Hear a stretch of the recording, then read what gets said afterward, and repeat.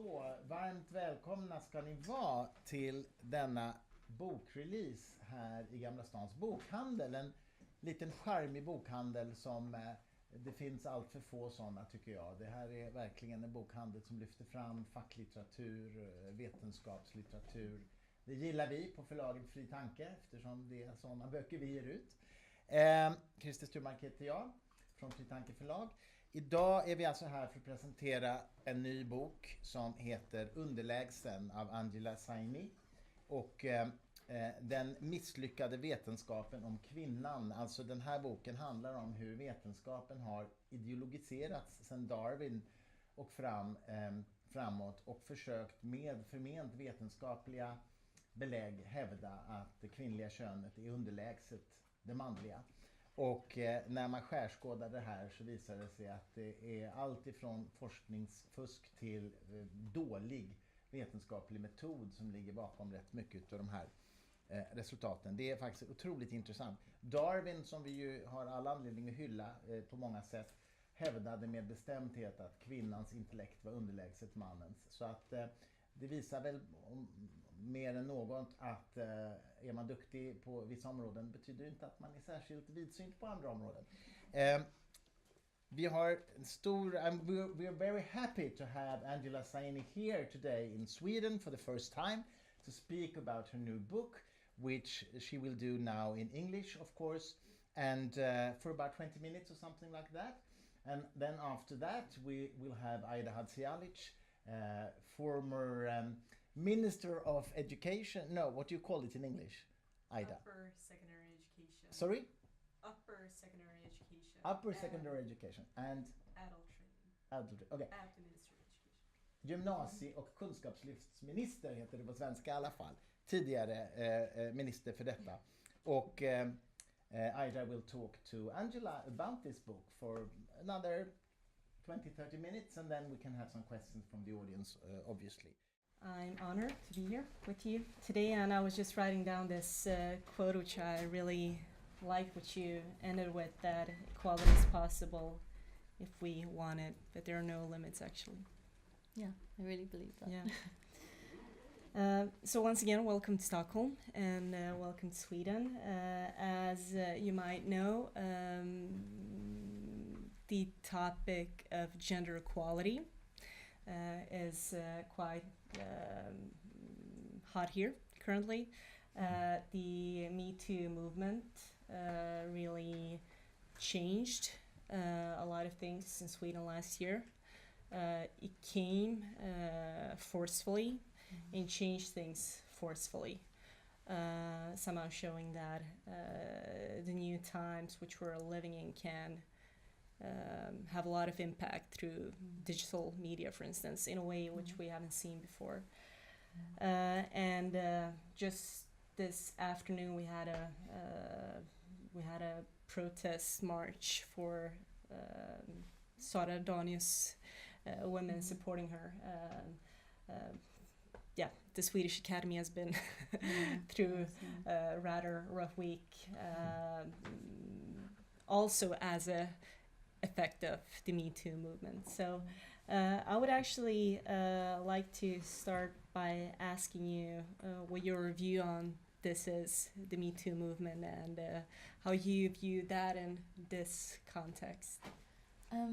Well, the Me Too movement started, so my book originally came out in the summer last year in English. So I've had more than 6 months of seeing reaction to it, and also I've been traveling lots of universities all over the world, because within universities you can really see things changing. The kind of things that I put up with when I was younger and that other women put up with, girls just aren't willing to do it anymore. Millennial women just aren't willing to take that rubbish anymore, and they really desperately want change. So within the sciences, for example, there is also this Me Too problem, this problem of sexual harassment, and in many ways laboratory settings can be like a Hollywood casting room, because you have these very senior men, and you often have young postdoctoral women or undergraduates whose careers can rest on this one person, and you're in a very closed environment working together, and these things happen all the time. I mean, I've had so many cases. There's a wonderful woman I know at Imperial College in London, Emma Chapman, who experiences herself and was given a payoff, and she took out a mortgage to pay that money back in order to have the right to talk about it and collect experiences of other women. And she has got a dossier as big as you can imagine of women in academia who have suffered harassment and sexism, you know, and the worst kind of sexual harassment, sometimes rape, in these environments. So science is well due its own Me Too movement, and women are not willing to take it anymore. So Hollywood, I think, is the latest iteration of this, but I think in many industries, but particularly in science, because of this kind of closed hierarchical atmosphere, is also going through its own. So both in your book and in this presentation, you're, as I understand it, basically saying that culture and the social circumstances which we live in, that they're conditioning science. And now you just describe how the Me Too movement might have effect on that sphere in the society as well. Would you claim that even science, which still disfavors women, might be now seeing a change, given that this topic is so talked about and things are surfacing in a way which they haven't before? I think things are surfacing, but careers are still at stake here. So I think women are still nervous about speaking out, and sometimes things don't go in their favour. So sometimes if you are a young woman and you speak out and you're the only one and you aren't believed, that's the end of your career. You're thrown out of the lab and somebody else takes your place. And often the way science works, because people, you know, increasingly look at very niche topics, and there may be very few places in the world that look at that. If you're out, then you're out. That's it. You have to go and investigate something else, which may be very difficult.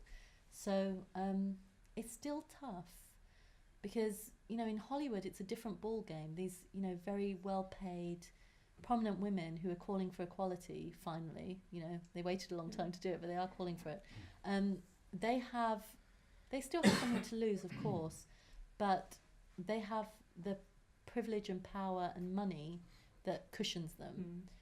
The women at the bottom still don't have that. It's still a gamble for them. So I think even though the floodgates have opened, I don't know if change will come as quickly as we think. But certainly I do know that men have been put on guard, not just men, but anyone who perpetrates this kind of harassment has been put on guard because they know that their days are numbered. It could be them next. You know, it's Weinstein now, but it could be them next. So in that sense, things may improve just through that process. So you're basically saying that the numbers, that is that there are still more men than women in science, affects this. Money as a means to power, that is the men have the money still, and women are insecure about their professional positions. And you also mentioned limited data as a cause of this bias, sexist bias, which still exists in science.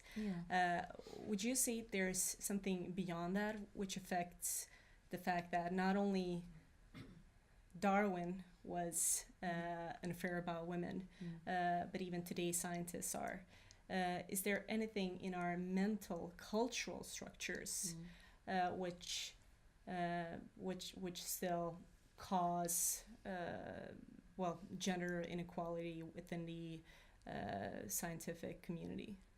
Yes, and I think we need to fundamentally change how we think about science. So, you know, I'm a science journalist. I love science, and I've, you know, I studied engineering for exactly this reason. I was on the March for Science last year, but one thing that bothered me about these exhortations that, you know, we should trust scientists because they're experts. They are the infallible ones. This is where we need to place our faith in empirical evidence and in what the scientists say. The problem with that is that scientists are fallible, and they do make mistakes and errors. And in fact, that's how science is done. Science is not kind of a production of truths on a train line. It is a process, and mistakes get made along the way. Of course they do. And in fact, they have to get made because that's how we learn and make things better. And knowing that mistakes get made we have to understand that science is fallible. And if we place our trust in it, which I think we should, because this is the best way I think we have of understanding the world, it has to be a qualified trust. It has to be trust in the process rather than trust in individuals. The scientists themselves are just human. It's the process that's the special thing. It's this process that gets us there in the end. And to assume that everything a scientist does is perfect, or, you know, without bias or without prejudice, it doesn't make any sense, because it's a human endeavour. You know, of course, it's inherent in any human endeavour that there will be some bias, and especially if it's humans studying humans. And if Darwin can get things wrong, then surely anyone can get things wrong, and they do. They still do. So you're basically saying that evolution is going to change the scientific community as well. I mean, culturally, socially. Well, I think if we have a more honest relationship with science, if we understand it not to be a collection of facts, but rather a system that's furthering our understanding of the world in a kind of productive process, and it will go wrong sometimes, but we have to trust that process, then I think we can move forward more happily. And also, that in itself is an argument for better representation.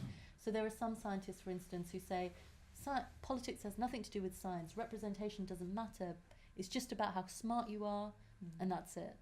Well, actually, representation does matter, because for 200 years, male biologists were writing about women, and they told us that our brains were smaller, which made us stupid. They told us that, you know, we shouldn't be out campaigning for the vote because we were wasting, you know, we wouldn't be able to have children at the end of it.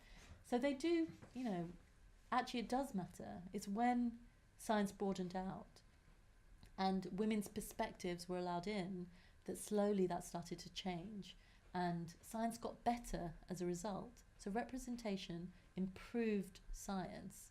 So it really does matter. And I feel that you're really clearly stating that it's culture and nurture in many ways which has caused the inequalities which we see. Not so much biology or evolution itself. But still, I was thinking while I was reading your book, what was it originally that caused this culture where men are stronger than us? I mean, besides their muscles, physical weight, the size they have, was there another spark which created this besides the physical abilities? Well, first of all, I don't think it's all nature, and I don't think it's all nurture. It is a complicated mix of the two. So, of course, there are biological differences between us. And there are obvious physical ones, you know, in height, in upper body strength, in reproduction, you know, there are hormones, there are lots of ways in which we differ. But we have to ask ourselves, fundamentally, we don't have all the science to tell us how big those differences are right now. That's a fact, and anyone who tells you otherwise is lying. We don't have all that information yet, partly because culture so obscures what we are able to study. But can we answer the question, is the inequality we see in society, the gross gender inequality we see out there in the real world, can that be explained by biology fully? And there is not a biologist alive who could say that it can. So then there is a social element there. There must be a cultural element there. Now, how big that cultural element is, we still don't know. And the fact is, it's difficult to tear apart those two components. They don't exist independently of each other. Like I said before, if you give a child a mechanical toy to play with, they will become better at mechanical skills. So if you raise your child in a certain way, if you raise boys in a certain way and girls in a different way, then they will biologically be different, because their development is being affected by the differences in how they're treated. So then, you know, is it biology or is it not biology? It's biology, but it's biology with a social input. So this is where things become complicated. When we're studying adults and we say that, oh, we see these differences in cognition or psychological or behaviour, well, actually that came from somewhere, and it wasn't just in the genes. That is a product of a person's upbringing. the fact that all around the world you see, if male domination was hardwired, every single person in the world would live in a male-dominated society, and they don't. We see matrilineal societies, we see more egalitarian societies. Hunter-gatherer societies tend to be very egalitarian, and anthropologists think that, pre-patriarchy, whenever that was, 5,000-6,000 years ago or more, we would have all lived these very egalitarian subsistence lives because there's no alternative. Subsistence living requires you to do everything. You can't have a division of labour. And that's what we see. You see the Kung hunter-gatherers in the Kalahari, and the women are out there, pregnant, hunting, gathering, doing all the things that men are doing. But still, generally speaking, we do have a world which is dominated by men in most ways. Yeah. So is there something cognitive, again, besides the physical appearance and size, which make men dominate more than women? This is a really hot debate. Is there something hormonal or psychological about men that makes them want to rule?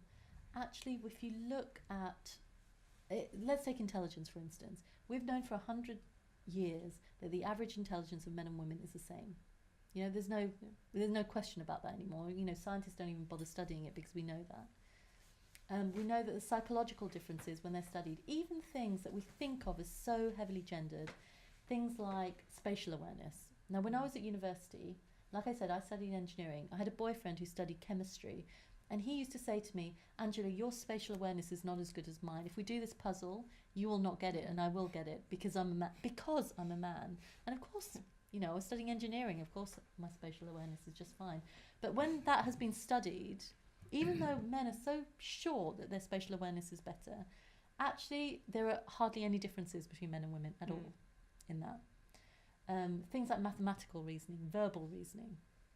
The differences are either non-existent or so trivial as to be almost non-noticeable in society. The question is then, why do they seem so noticeable in society? Why do we think of them as so noticeable? That, I think, is a fundamental question here. Why do things... Well, I would say that we live in a very gendered society, and that makes us believe these things from a very young age.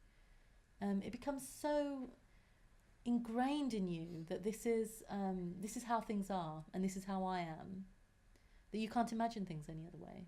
It was a shock to me. Like I said, when I was at university and I was at school, I was often the only girl in the class, and I very strongly, I think, absorbed this idea, even though I grew up in a very egalitarian household, I absorbed this idea that somehow I was an exception, I wasn't like other women, that men were better at this, that they were somehow more inclined to be engineers than I was. It's only after writing Inferior and seeing, actually, looking at the data and realising differences aren't there, has forced me to go back and question that assumption and ask myself, well, actually, why is it that you made those choices and other girls didn't? And it's nothing to do with my skill or my ability. It's because I had an engineer as a father, I grew up in a very egalitarian house, and nobody ever told me that I couldn't do this. And other girls were told that this is something you can't do. And boys were told this is something that even if you're not very good at, you can do. We had a lot of below average kids in my class, male kids in my class. But at no point did they think I can't do this because I'm below average, ever. So hypothetically speaking, how would the world be, how would we women be without these social conditions affecting us? Well, in our behavior biologically. That's the thing. Again, we are products of our culture, and we rely on culture. We can't float above it. We can't be hermits, away from everything, never exposed to anything. We need the culture to live.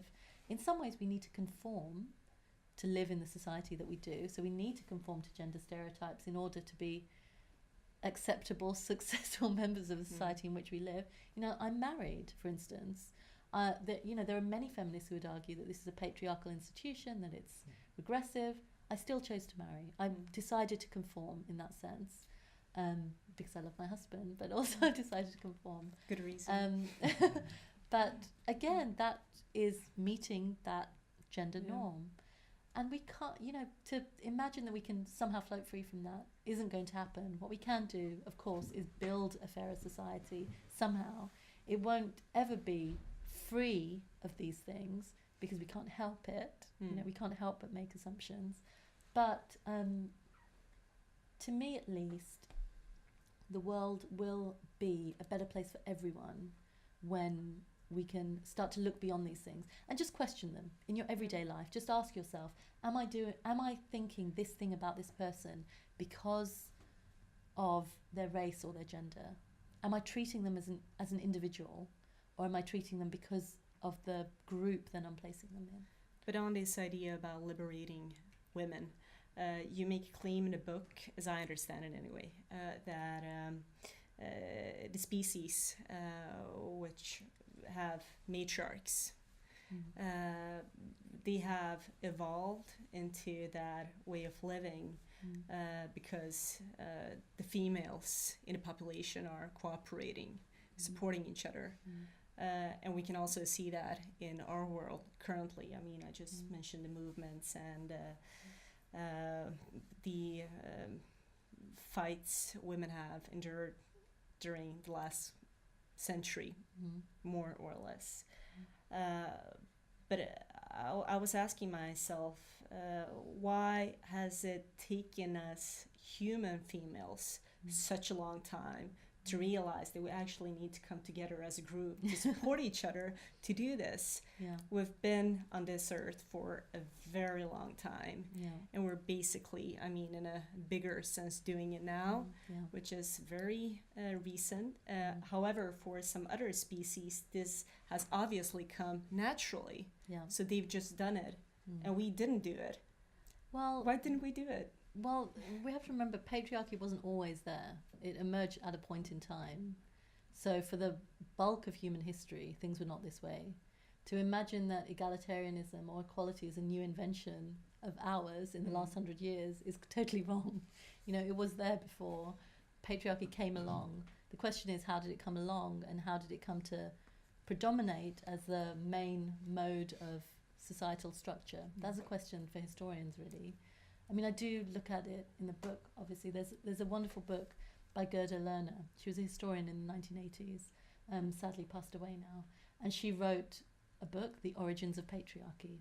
She studied Mesopotamian cultures, Assyrian cultures, to understand at what point in time did things change for us?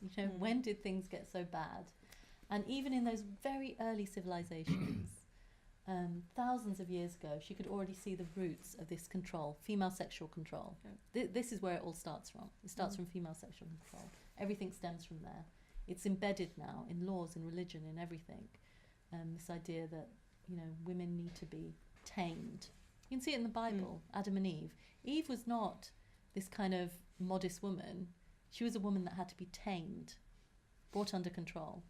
And it runs through, many cultures, not all cultures, but many cultures. Now, if we know that patriarchy emerged at some point, then it's not outside the realms of possibility that it could end at some point, surely. And the argument of feminists now is that by working together we can end patriarchy, and I agree with that. I would hope that we can do that. Why have women not worked together until recently? Well, women have worked together at many points throughout history. They have come together. But this is a system, and sometimes that system works in the favour of women. There are many women who want to maintain the patriarchy because they benefit from it. Patriarchy is actually disadvantageous, not just to women, but also to men lower down. It's about patriarchs, a small elite of men in power. All the rest of us are underneath. And I have to ask you something which is provocative, I mean, even to myself. But hearing you say this, you also mention in your book that women have perhaps been self-destructive in a sense, where instead of supporting each other, coming together as a group, we have actually counteracted each other and reinforced the male, dominance. I mean, say something about that. Well, for example, FGM. Why do mothers take their daughters to have this brutal procedure done on them? You know, they know for themselves what it's like. They've had it done to themselves. They know how violent and vicious it is. Why would you take your 6-year-old daughter to have it done again? And the reason is, in the community that you live in, if you don't have it done, you can't get married. So actually they're working in their daughter's interests. They want their daughters to get married and be part of society, so they know they have to do this. They have no choice. Unless somehow a switch changes and everything is different, then they have no choice. They have to do things this way. And this is how it works. This is how society works. You know, you have to fit in. You have to succeed within a society. And if the way to succeed is to maintain the patriarchal structure, then you do it. You have to do it. So being a part of this has been a part of the idea of survival of the fittest, basically. That you're fit if you're enhancing a system which is actually bad for you. I hesitate to use terms within evolutionary biology for this, because this is a social phenomenon. You know, this is about us out in the real world trying to make life work on an everyday level, and this is not how people have lived forever. So it's not really about survival of the fittest. It's about survival. It's about survival. It's just about surviving in the circumstances that you're in, and we all do that. We all do things that may not be in the interest of our group in order to survive sometimes, or may not be feminist in order to survive sometimes. This is why, you know, sometimes people get annoyed at high-profile feminists who do things that seem anti-feminist, but actually they're just trying to make a living as well, you know? And we can't hold that against them, because we've all had to do that. So I'm going to end this conversation by going back to Swedish literature, and you spoke about Darwin in your presentation, and in the 1880s or 90s, we also had a Swedish writer, August Strindberg, who argued that the world was in fact ruled by women, since women were in control of the evolution. That is, men could actually never know if they were the fathers of children. So in that sense, women were in control of genetics, and if you're in control of genetics, then you're in control of the future and the world as well. And this was, of course, before the time of modern technology, but still, it's not that long ago.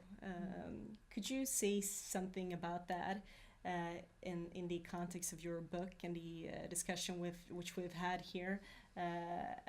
Have women actually controlled evolution this way, despite the fact that everybody believes that it's actually men who are in control? Well, in some sense, he's right, yes. Because women are the ones who have the choice over who to mate with, and they are the ones who have the babies, then yes, in that sense, we do have a choice. But of course, in a patriarchy, it's a constrained choice. You know, if you're having a forced marriage or an arranged marriage because of wealth and property, because of a system, then you don't have a huge amount of choice in who you marry. And that person may be way down your list of who you would rather have. So it's kind of a simplistic way of thinking about how humans actually live. This is one of the problems with biologists, is that, you know, the real world isn't like they imagine it to be in their simplistic dreams. We aren't animals. You know, we don't all exhibit the same behavior. We have cultures, and so you can't really think about it in that way. But you know, in the sense, the power thing is true. The control of female reproduction, like I said before, the control of female sexuality is really the control of female reproduction. Knowing that your child is your own, mate guarding, is an important phenomenon in biology. You see it in other species. I mean, one of the examples I give in my book is of pigeons. Pigeons show this. Male pigeon goes to extreme lengths to make sure that his female pigeon will not mate with any other pigeon. And yes, that's probably a dynamic that plays out in humans, and possibly that's the roots of, you know, the very early roots of the control of female sexual behavior, which then became extrapolated and built upon and became patriarchy. but that doesn't mean it had to be that way. You know, it happened that way for some societies. I think that's the essence of this, that it doesn't have to be this way, that we can actually change things to. And of course now we have we DNA want. paternity testing, so there's absolutely no reason for any man to be worried about his child not being his own. So that was all for me. I'm going to open up for questions from the audience now. Please, questions. You can make statements, but make questions so that Angela can answer. Please. Ska vi på svenska eller engelska? Gärna engelska om det går bra. The big problem is Christianity and Muslim religion. A lot of countries, even Sweden, Swedish women, Vikings, Swedish women has more power, more freedom, better economics before Christianity, but Christianity and Muslim religion are dominated by men. In Bible you can read the man is boss, women should be quiet, and European colonizators spread Christianity all over the world. Muslims do the same, and we had problems, and there are still problems. Muslim women have more problems because they're dominated by men. I think that's what Angela is saying about social impact. Well, we don't know when patriarchy emerged, but we do know that it's older than religion. So the organized religions we have today, because it existed in Mesopotamian and Assyrian cultures, so this is pre-Christianity, pre-Islam, it's older than that. But where I think you're right is that religion built on this. You know, it extrapolated, it built structures around this control and around patriarchy, and it hardened it in many cases, not in every case, in some way. And that's true of many religions around the world and many systems of thought. But then we did that in other ways too. We did it politically, we did it legally, we did it in our social structures. So I don't know if it's fair to blame religion solely, because patriarchy is older than religion. But religion, I do think religion has played a part in it. Yeah, I agree. Thank you. Please. Hi. I was wondering, why do you think that the expectations of scientific method is like lower when it comes to everything that surrounds like gender biology when you compare it to other types of science, physics or whatever? Like why? Because you've made some examples of scholars being able to push these things as science without using a scientific method that would not be accepted in other domains. Why do you think that is? Like, what would the reason be behind that? I think it's because it's human behavior, and humans are so complex, and any study of human behavior turns up mixed results. You study one group of people here and another group of people here, you'll get different results. And how do you fit that into a scientific framework? You know, like I said, I have an engineering background. In engineering, either a bridge works or it fails. Either it falls down or it doesn't. You know, there's no middle ground here. And but things don't work that way in human biology, and that has actually been a revelation for me, because like I said, I'm new to this topic relatively, and I was shocked in myself that, you know, the bar seems so low in this science. But I think it has to be low because we're just so complicated, and the results are so wishy-washy all the time. To make generalizations becomes difficult, and increasingly what's becoming clear is that rather than, so I'm writing a book on race at the moment, so it intersects with this a little bit, but increasingly what's become clear in all of this study of humans is that we are individuals, you know? We don't actually fit neatly into groups at all. And even though male-female might seem like a very clear-cut group, there are still intersex people, you know, people whose sex is indeterminate at birth. They're not a huge proportion of people. There are many people who overlap in their traits and behaviours. And with race, you know, race is the murkiest set of categories of all. we are each, as individuals, a product of our own experience, our biology, our upbringing, all the different things that make us who we are, unique. And it's very difficult scientifically to study, 7 billion unique individuals and make any kind of meaningful statement about it. But that's where the science has to go. But when it's so obvious that a lack of scientific method is lacking in research, why isn't it being questioned by other scholars? Why is it allowed to spread as widely? Is it like is there some sort of taboo for male scientists to question things that are about women, or are their masculinity being a subject of questioning if they would disagree with this type of research? Do you understand what I mean? Yeah, but it is questioned. There's a lot of critical research on this, within the social sciences especially. A huge amount of questioning going on. I mean, evolutionary psychology in some ways has been so criticised that the field has hardly any reputation left anymore. It's so down in the dirt, its reputation, and because of all the problems that have plagued it with sexism and other things. So those problems are recognised. The question is, the work still has to be done. We still want to understand ourselves, so how do we do it better? And that process, I think we're just starting to do now. I did this event a couple of weeks ago with the wonderful gender scholar in the social sciences, Anne Fausto Sterling, who's one of the women I interviewed for my book. And she was saying that one question that comes up again and again over the last year is, why do I not look at transgender women or transgender men in this book? The answer is, there is no research. There is no scientific research in this category. And Anne Fausto Sterling was saying that in the social sciences, they're just beginning to come up with a framework on how to do this research and stop thinking in those very kind of black and white ways in which science has always done. It's thinking in these binaries that has caused the problems. It's when you have a gap of understanding, you fill it with your assumptions, and we have so many stereotypes and assumptions about gender. There's so much room for speculation. We just flood it with theories about who we are with very little data. So I think it's dangerous to do that. We should try and avoid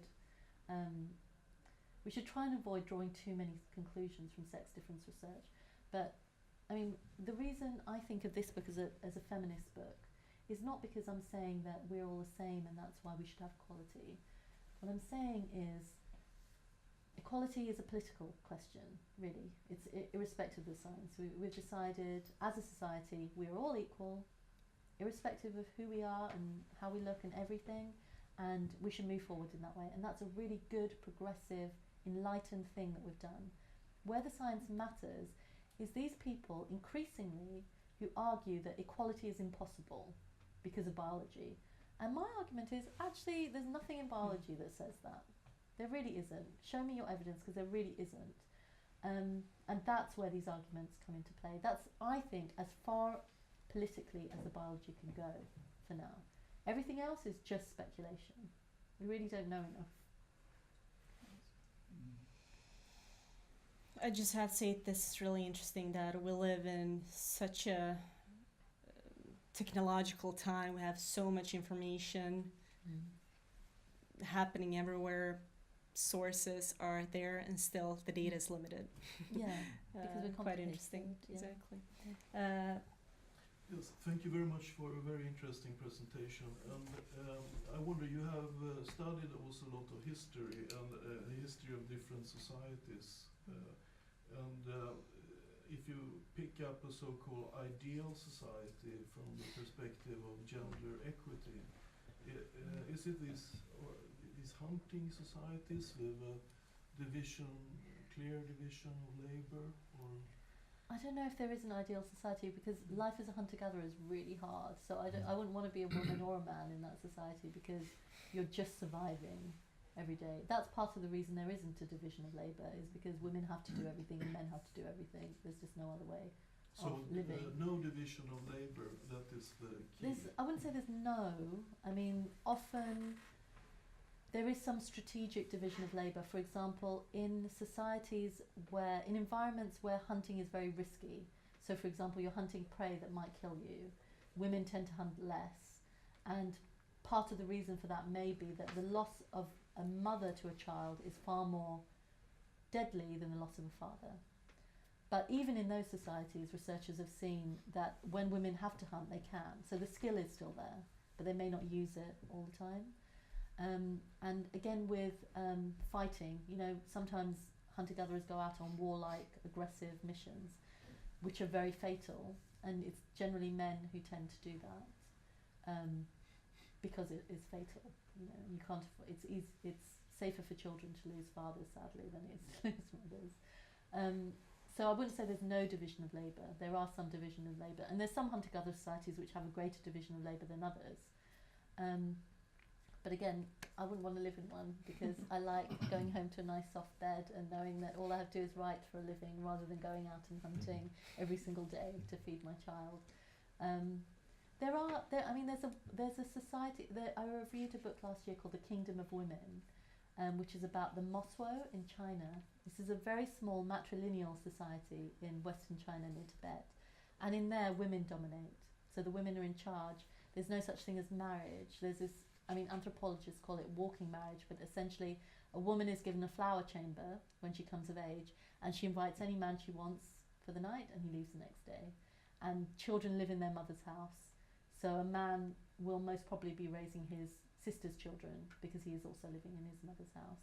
And it's quite a fluid relationship they have. But again, that's a female-dominated society in some ways. It's a matrilineal society. So that, again, they have gender roles. And it's not ideal, it's just reversed. I don't know what a perfect society would look like, but I hope I live to see one. Oh, a lot of questions at the same time now. Please. I was wondering, have you been criticized for this book? And if so, in general, what has the criticism been? I've been very lucky. I did expect criticism, and in fact, as I was writing it, I had kind of the Twitter trolls in my head the whole time, you know, thinking, what will they pick up on? Yeah. So I wrote this, like I said, I came to this field with some assumptions that turned out not to be true. And I was very prepared for actually my assumptions to be right, to read things that maybe didn't chime with my political views. What surprised me was that very often they didn't. But I tried to be as thorough as possible. I have referenced everything. I have given every single person on either side of the debate. So even, you know, that Playboy article, the guys who wrote that, their research, I gave them every opportunity to explain themselves, to defend their research, to read the criticism of the research and talk about it with me. And that was because I was concerned that people would think I'm biased, that, you know, I have some agenda here. I am a feminist, but I wanted to write this book as factfully and truthfully as possible. And I did that. And actually, as a result, the reviews on both sides of the political spectrum, I mean, even the most right-wing paper, the Daily Mail, really loved the book. But I think that's because I really tried so hard to be fair to everybody. Now, the backlash I have had is on social media from people who haven't read my book but have read about what I've done and assume that I've got, you know, a certain axe to grind, or that I'm cherry picking my research, or, you know, that I've got something, you know, that I'm a science denier, which is often what people who bring up these arguments get described as. And all I can say is read my work. I mean, I actually went to the lengths of engaging with somebody like that. So last year there was a guy, I don't know if you remember, James Damore, who wrote the Google Memo. So this memo was written by a young software engineer at Google, and he argued that the reason that there aren't so many women in Silicon Valley is because biologically there's some justification there, whether it's in preference or whether it's in aptitude, something like that, in quite vague terms. And he lost his job as a result because it was so incendiary what he had written. And I wrote some op-eds at the time, and I got a lot of flack at the time from his supporters. But he went to the effort of reading my book as a result. And just last week he got back to me and said he agreed with a lot of it, that it affected his thinking on a lot of these issues.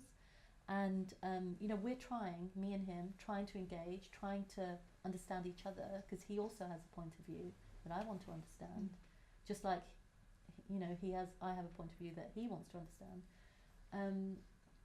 and I think that's a good thing, you know, where people are willing, you know, politics is too polarized at the moment, and shouting at each other I don't think is productive. I didn't want to write a polemic. I really wanted to engage thinkers, people who wanted to understand this topic better, and I really hope in the future we can move out of this period of social turmoil and kind of, you know, hatred, toxic hatred, and start to understand each other and build a better society together, rather than fighting against those who seem to not want what we want. Please. Let's say that there is only a 15% average difference between men and women. Do you think that men or women would have most difficulties in accepting that similarity if it was 15%? Oh, in the similarities, Yeah. you mean? Well, like I said, we are wedded to our gender stereotypes. So I mean, I don't- 85% similarity, 50% Yeah, difference. That's like If we are like so Lewontin similar. said, there is between races, for instance. There is, the thing is, we can't distill it to numbers like that, because like I said before, our upbringing affects our biology. So I meant that, how let's do say you that break number it is down? correct. Do you think that women or men would have more difficult to accept that similarity? If you Possibly, if you have yeah. to pick one gender. Oh, women or men? I don't know. I really don't know. I haven't thought about it. I found it quite surprising for myself to learn actually how similar we were, because for so long I'd laboured under these weird ideas that people had fed me, that, or you know, from my experience, that we were actually quite different.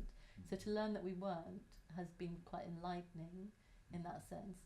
But it also makes me angry, because it puts into perspective the underrepresentation of women in so many industries. You know, how unfair is it, given that our IQs are the same, that women are so underrepresented in everything? That justice argument comes into a new light then. So I think maybe it would make women angrier to know that, because it did make me a little bit angrier to know that. I think I understand your question. I've heard people saying that many perceive equality as women becoming more like men, but true equality will be when men want to be like women as well, when it goes both ways. Now it's basically, I mean, harshly speaking, going one way, where women are supposed to be more manly in order to reach the same level. But in reality, we all share interests. You know, I love science fiction, which is generally, you know, traditionally a male interest. There are many men who love, you know, romantic novels or rom-coms. Yeah. My husband loves, you know, Megan, who's that Hollywood actress with Tom Hanks? Meg Ryan. Meg Ryan. He loves Meg Ryan movies, you know, and I love watching, you know, Alien. Yeah. So we all overlap in our interests already. So it shouldn't perhaps come as a huge surprise to us that, you know, a lot of the difference is an individual difference rather than a group difference. I think we have time for one last question. Thank you for your presentation. I got some associations when we were talking about history. There are one writer, that Joseph Campbell, has written a lot about primitive mythology and so on. And you have a writer who has written the book Homo sapiens and Homo Deus. Yeah. I think, have you got some influence on inspiration? Because they have, long time ago, women were mostly the one that had the power in the old, very old societies before. Yeah. In that, have that affected you, or you have any? I read Yuval Noah Harari's books after I wrote this, but I was surprised at how much he addressed this, because he does talk about female equality quite a lot in his books. I have to say he's a little bit sweeping, so there are nuances here, and he doesn't always capture those nuances, perhaps because the books are, you know, so wide-ranging. But this argument is Maria Gimbutas's argument, you know, that we were all matriarchal once. This is like the original state of human nature. And we still don't have an answer for that, really. We still don't know, because all we have really is archaeological evidence, and we don't know whether the men or the women created these figures, what they did with them, who created this cave art, what they did it for. What I do find surprising is, and I've just mentioned this in the last lecture I gave, there's a new series on the BBC at the moment called Civilizations, and it's tracking history through art. And in the very first episode, they look at ancient art. And there's this assumption in that programme that the cave paintings you see in France and other places in the world were done by men. What evidence do we have that it was done by men? We don't know that. We don't know if fertility statues were made by men or women. But it was, you know, they tried to recreate these things, and they got a male artist to do it. And he repeatedly referred to the person who had done the original as a man. How do you know that? How on earth do you know that it was a man that created the first cave art or whatever you're trying to reproduce? And that, I think, again, speaks to our assumption that art, you know, everything, achievement in every human endeavour was male to begin with, and that we are just catching up now, which isn't true. But we can definitely say that's not true. I don't know if Gimbutas is absolutely right on everything, but we can at least say that is true. Well, thank you, Angela Saini, for talking to us, being here in Stockholm. It was very enriching, both this conversation and reading the book, which I hope everybody here will do. So welcome back to Stockholm, and thank you for this. Thanks so much. Thank you so much.